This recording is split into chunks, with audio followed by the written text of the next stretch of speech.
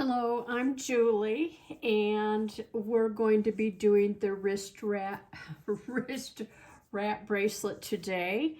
And I have also featured this in my color theory class when I did violet and the color violet, and it's complement yellow. So you can access that also. You can access it there also on YouTube. But in this clip, I'm going to go through the supplies that you need and the 3 different colors of kits that I offer. So the supplies you're going to need will be the pink bezel mold, and I recommend a hand forming bowl. This is the one that I sell on my site. It's a silicone bowl, and then a wooden block that holds flat shapes that you press down on flat shapes, and it keeps them flat when they're cooling.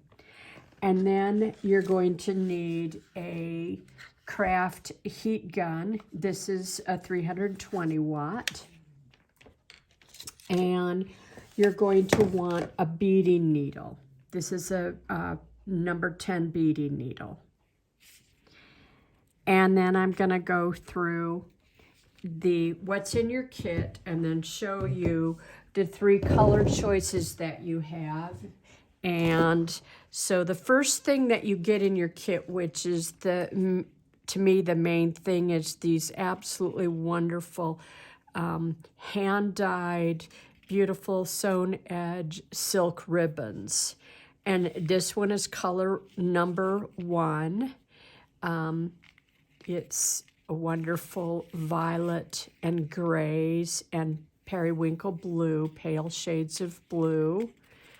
And then each kit comes with some super glue if you like to put that on just a little drop on your knots. And then your kit comes with a palette, a pastel palette that matches your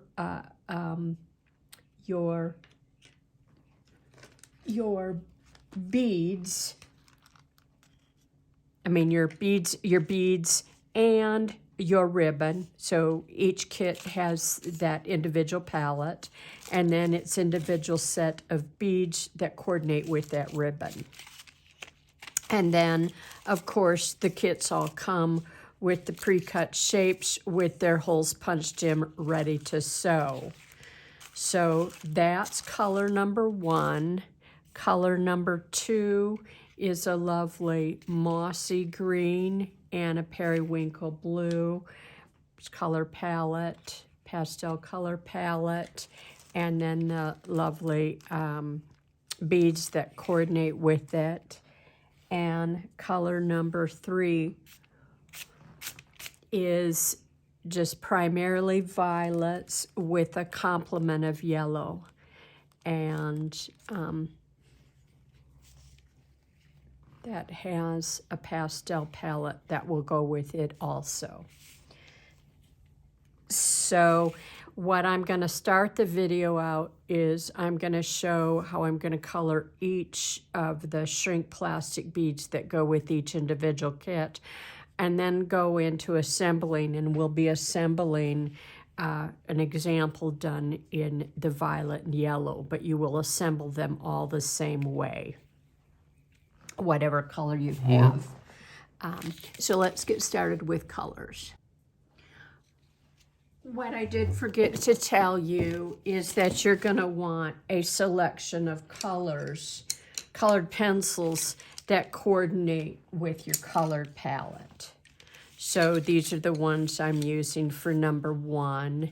These are the ones I'm using for number 2, and these are the ones I'm using for number 3.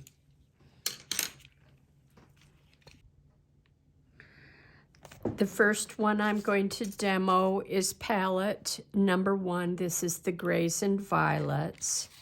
So I'm going to blend some violets. I'm going to mix this in with the warmer pinks to represent that warmer color, and then go back over and variegate this.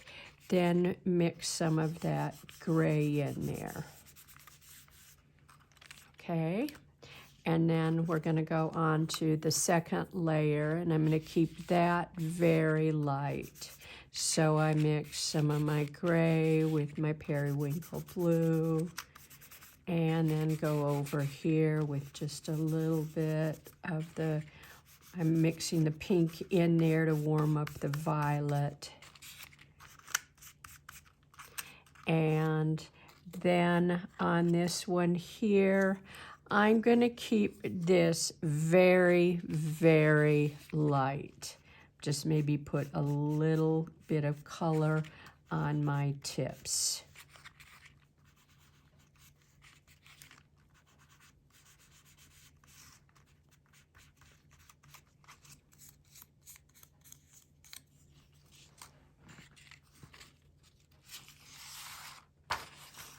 I got those 3 colors done, and I'm going to come in with some colored pencil detail. And on this one here, I'm going to come in with, pick a blue, purpley blue, and go over because I'm borrow one from the other palettes. And I'm putting dots, and this is all on the frosted side.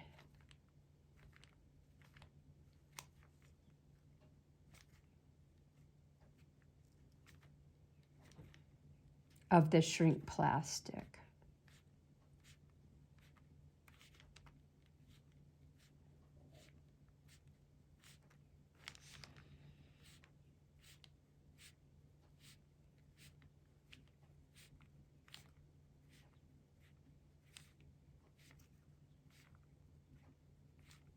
There, that's all I'm doing. Keeping this simple because there's a lot of stitching on here that covers a lot of the design up. I'm trying to decide if I'm going to use this purple in here, the darker purple, and I think I will, just because it adds a nice contrast and it's in the color family, even though this really dark rich purple isn't in the ribbon, it adds some nice contrast. And let's see, I'm going to come in with some blue because we have the blue in that range. And it's okay if I use colors within that family, even though the exact color might not be in the ribbon, it will all coordinate with it. Then I've got this wonderful taupey gray here. So I'm going to come in with dots here.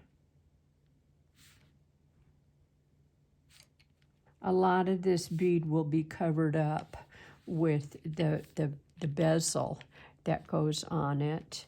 And I'm going to come out here. I mean, it gets covered up with a layer of this one on it, and these guys, I didn't mean that. This one gets covered up with the bezel. These gets the little stitching on it. So this is the bead probably that we're going to see the most of. And I think I'm going to pick this pinky, purpley. It's really a color that's called orchid. I'm going to come in with this.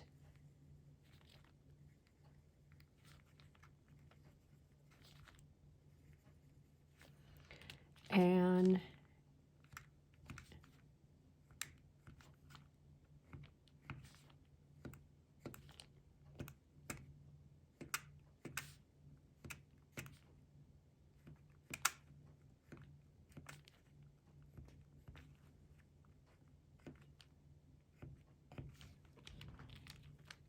let's retouch up some of these.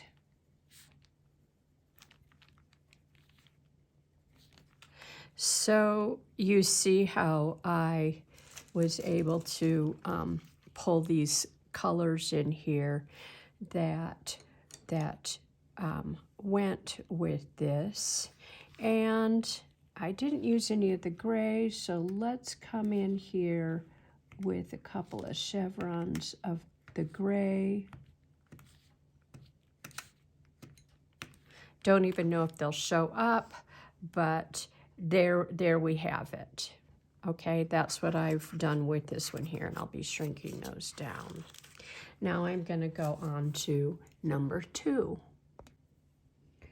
So I'm ready for number 2, and this is our beautiful ribbon, and this is the pastel color palette, and I'm going to start out with the background on this, and I think I'm going to, you can do anything you want, I'm just showing you what I'm doing. I think I'm going to make that, bring out the green and the gray in that background. And I'm going to mix a little bit of the blue in there, brings that gray out.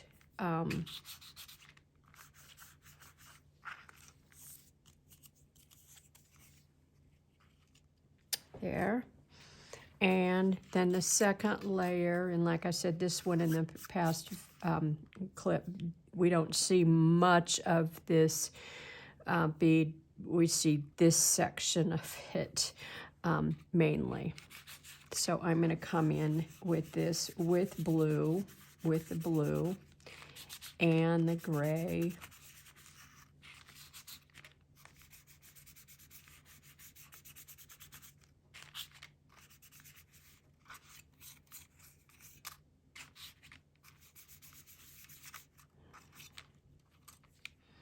And then on this one here, I'm going to focus mainly on the top layer with blue.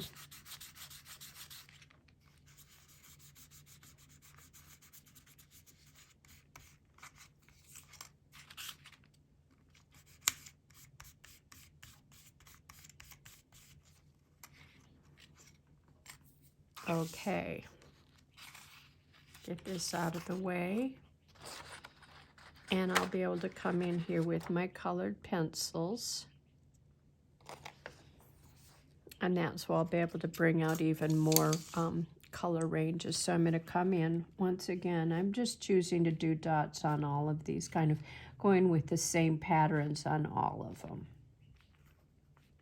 But just using the colors that go with that ribbon.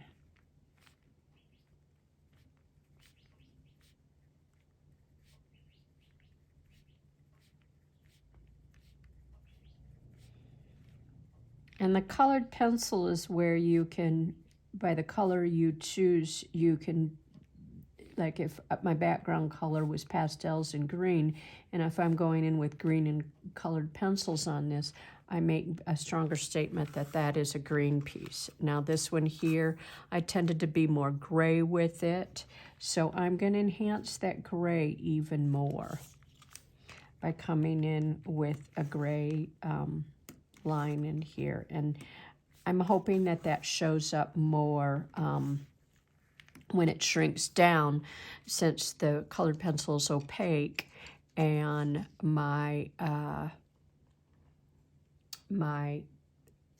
pastels are transparent. So I'm coming in with some blue lines here. This is where I will see more of my design.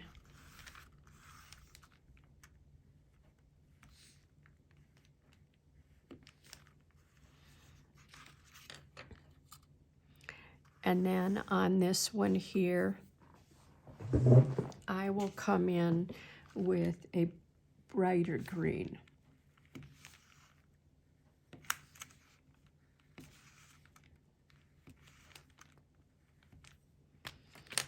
And come in with a blue over this.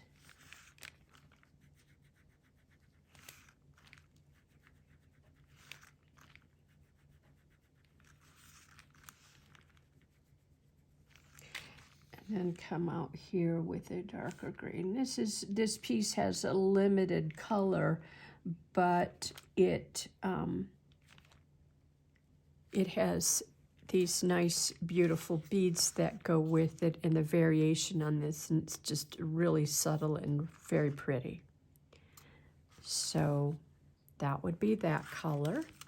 Now we're going to go on to the third one. We're working with our third color here, and this one has the complement of yellow in it, so I'll be using a yellow colored pencil in that. I'm going to start out by blending these two colors together to put in my background piece.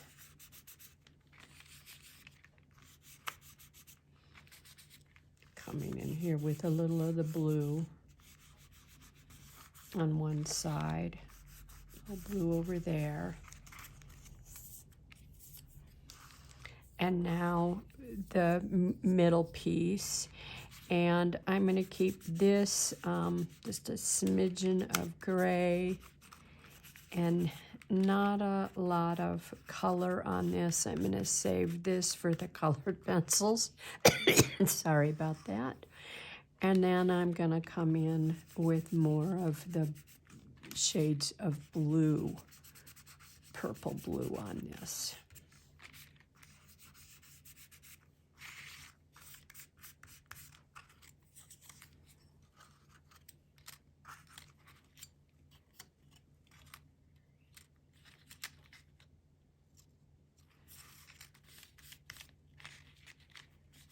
A little more blue on that.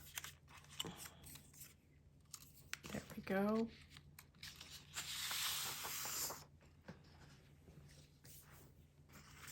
Now, as before, I might come in with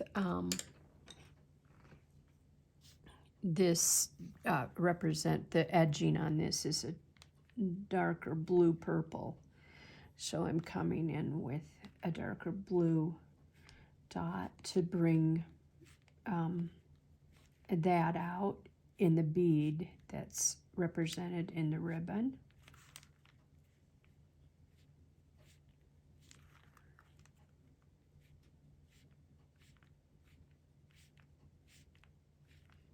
Remember, your colors intensify 50%, so keep them light.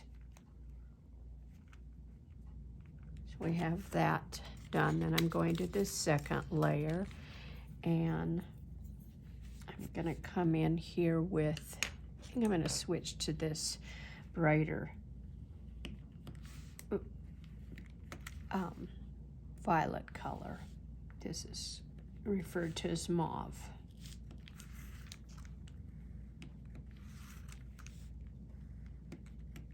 And then I'm going to put little chevrons here.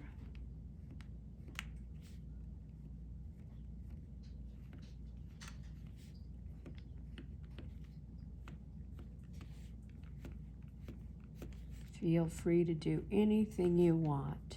I'm just giving you some suggestions.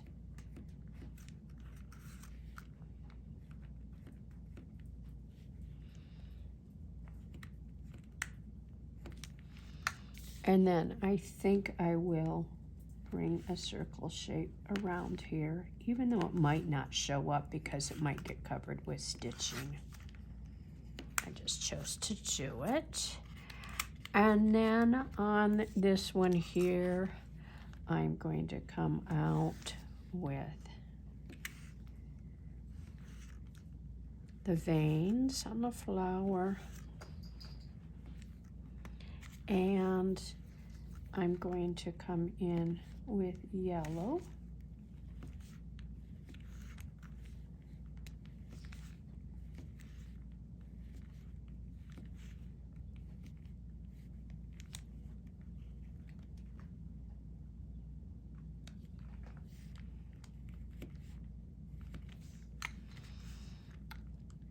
And tip with this darker purple.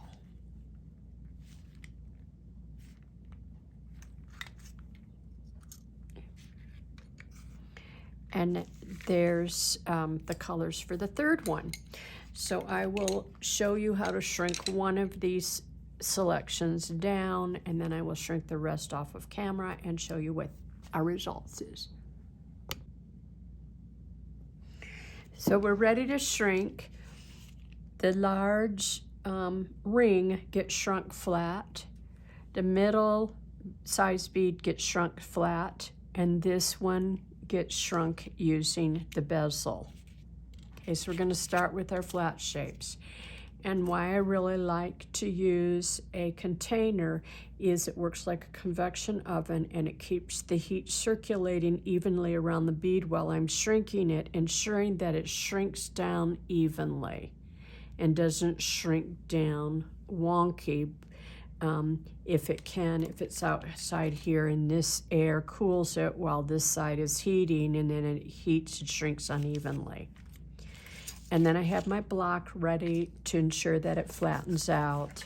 And I'm going to hold my heat gun about a ½ inch to an inch away from the bead. And it doesn't matter what side is down in this, cup, because it's the same on both sides. It's a flat bead.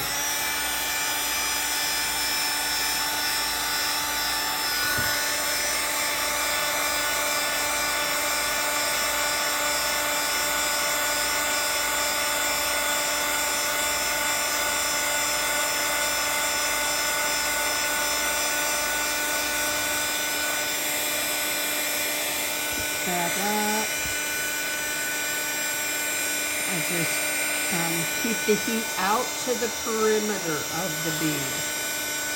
And I'm watching for it to stop moving on its own accord. That means it's done shrinking.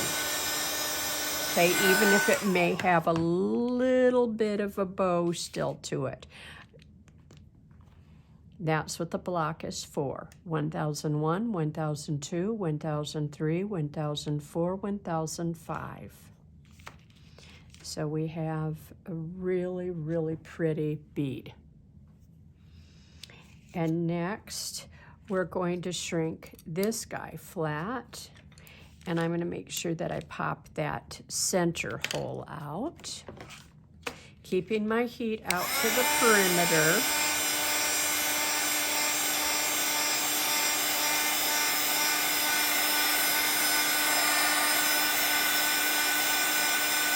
Really warm in there, so I pulled my heat back a little bit on it.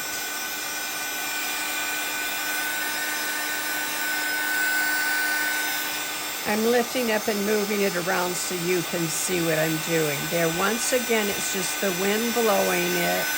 It's done shrinking, and I'm putting my block on it. 1001, 1002, 1003, 1004, 1005. And then I have this lovely piece. Remember, we're going for this look right here. And then we'll have these beads with some grays in them to tie in that gray.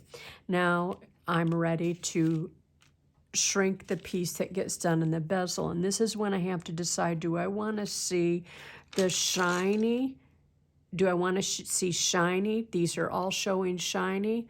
Or do I want to see matte? This is the matte side. So this is the matte side, and this is the matte side, and this is the shiny side. And I can do a mixture of both. Like, that's really lovely where we have matte and we have shiny. So I think I'm going to stay with shiny on this, on the top one. I'm going to pop that center hole out. I'm going to go shiny. Keep my heat out to the perimeter. I usually go straight down, but I want you to be able to see what I'm doing. I'm keeping my heat out to the perimeter. It's done moving on its own accord. And then I put the top down on it, and I count 1001, 1002, 1003, 1004, 1005, and I'm just gently pressing. And so what we have here is this really lovely selection that goes very, very nicely with this ribbon. Now, the other colors I'm going to do off camera and then show you how they look shrunk. So I've done showing my samples. So this is number 1 color choice. This is number 2 color choice. And this is number 3 color choice. And of course you will be coloring these beads yourself. This was just to show you what I chose to do with these different colors. So I'm going to tell you it's a hard choice. I like them all, so it wouldn't matter to me which one I did.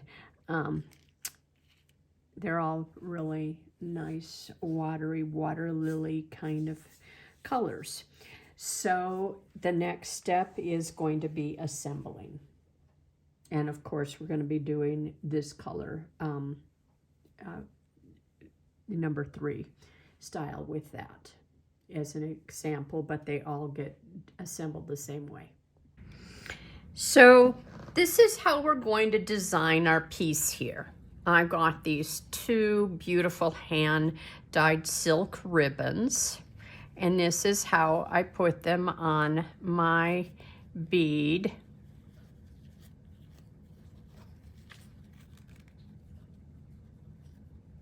Nestling them tightly so that they don't cover up my holes here.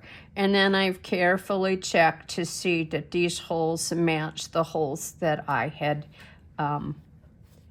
drilled, punched for this piece, and I'm checking, finding that those match. I think it's right there. Okay, so I'm going to place this right down here because these aren't evenly spaced apart. So at the top up here, they're closer. And now I'm going to take Fireline, and I'm going to cut a section about 10 inches long, and I'm going to string on a tiny yellow bead, tiny little yellow seed bead, and I've put it right there in the saddle. And then I'm going to put a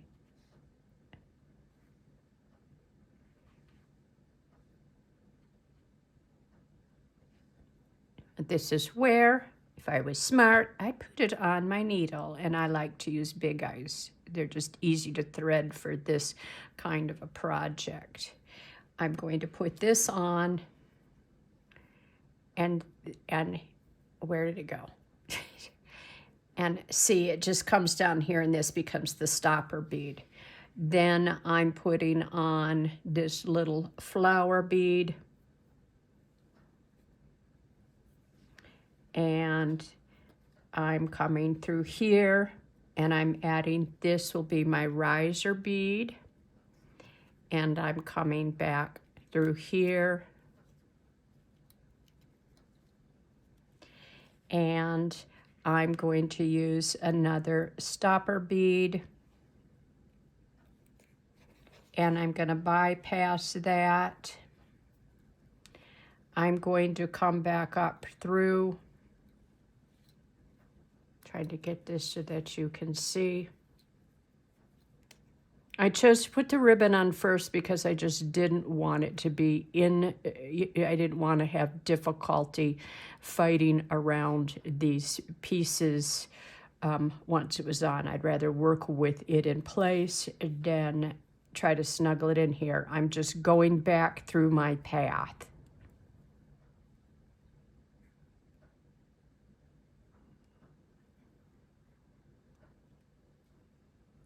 And I'm coming down here.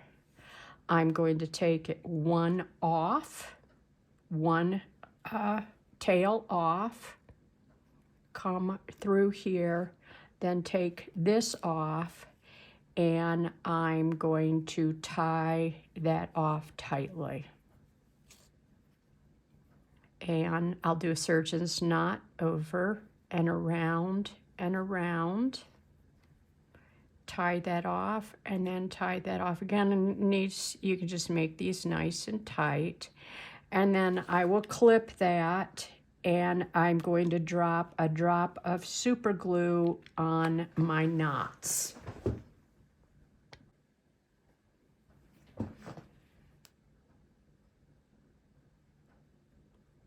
Just a drop. And then once that's dry, I can trim up my knots tighter.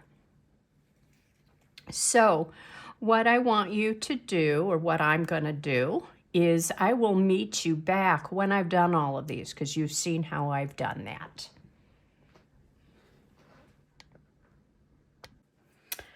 I have all of my little beads done here, and I used my thread burner, and after I'd let the super glue dry, I cleaned up my thread so everything is nice and secure. And now we're ready to do this top portion, and we're going to do it pretty much the same way. We're going to add a little stopper bead,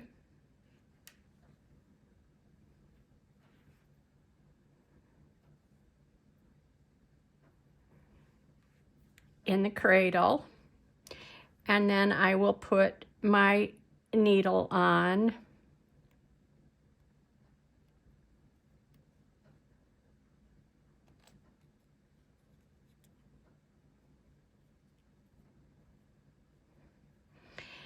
and I will pick up a little yellow bead, just kind of coordinating and matching the sequence. I've got a selection here to pick from.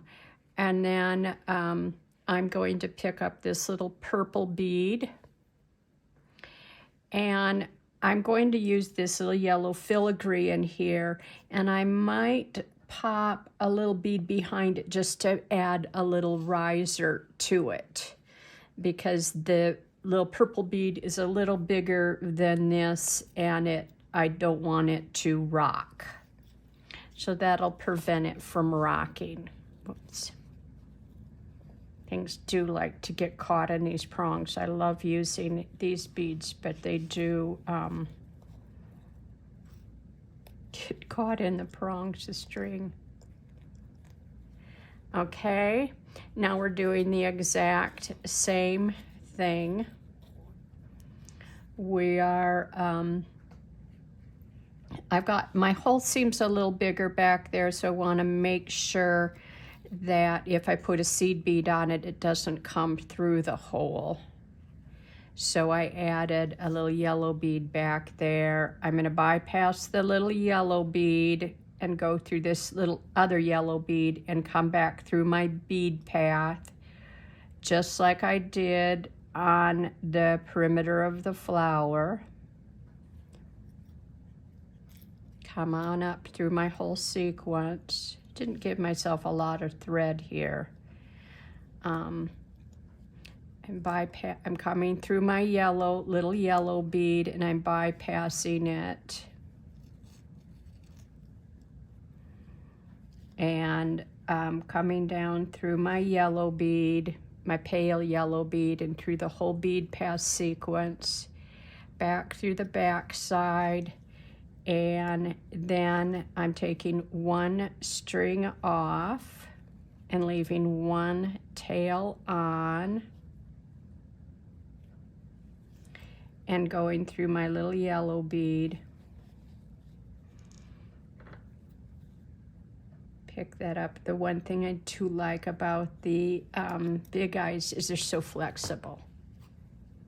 Now, yes, I did not give myself a lot of thread to deal with. Give yourself more thread. I'm going to use these to pull tight. Double check on this side that it's nice and tight. And then I'm going to tie off. And I'm going to pull with the pliers so that I know I'm nice and tight. And I'm doing a surgeon's knot. around, around, and around again. And pulling tight and coming in with my super glue to ensure that my knot doesn't come undone. Let that dry a second. See if my little tip on my bead zapper is almost ready to be replaced. It's getting gunked up. There. Now, this is what we have, and this is an adorable bracelet.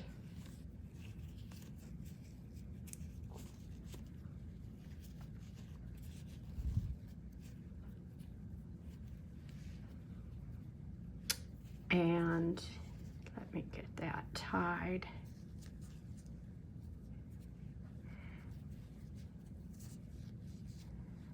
I think I need to go this way.